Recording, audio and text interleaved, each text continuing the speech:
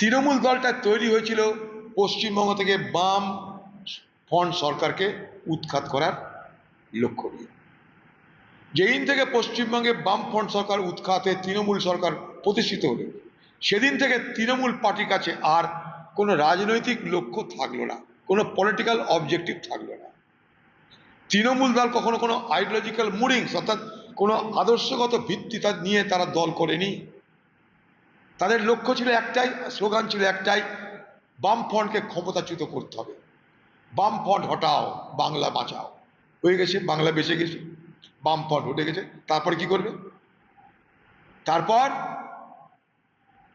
বামফ্রন্ট হটাও, বাংলায় লুটপাট করে খাও। লুটপাট হয়ে গেল, এবার কোথায় যাবে? লুটপাট করতে গিয়ে তো বেআইনি কাজ করে ফেলেছে, বাঁচাবে কে? নতুন সরকার বাঁচাবে।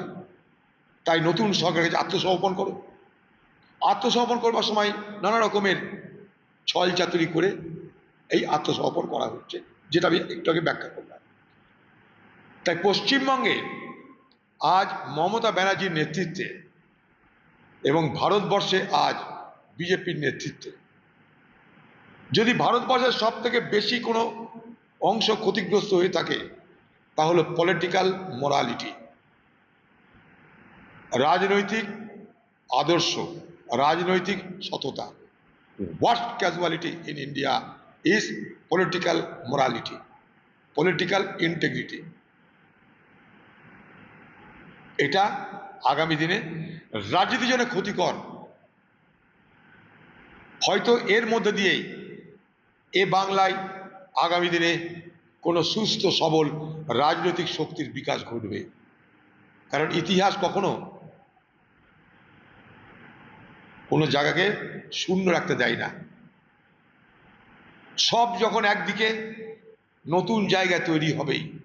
পশ্চিমবঙ্গে বাকি যারা দল আছে, যারা ধর্মনিরপেক্ষতায় বিশ্বাস করে, যারা গণতন্ত্রে বিশ্বাস করে, তারা মিলে আগামী দিনে এ বাংলায় নতুন ফ্রন্ট, নতুন জোট করতে হবে। তবে কখনোই তৃণমূল নামক এই চোরদের নিয়ে নয়। ফলো করুন সংবাদ প্রতিদিন ডিজিটাল।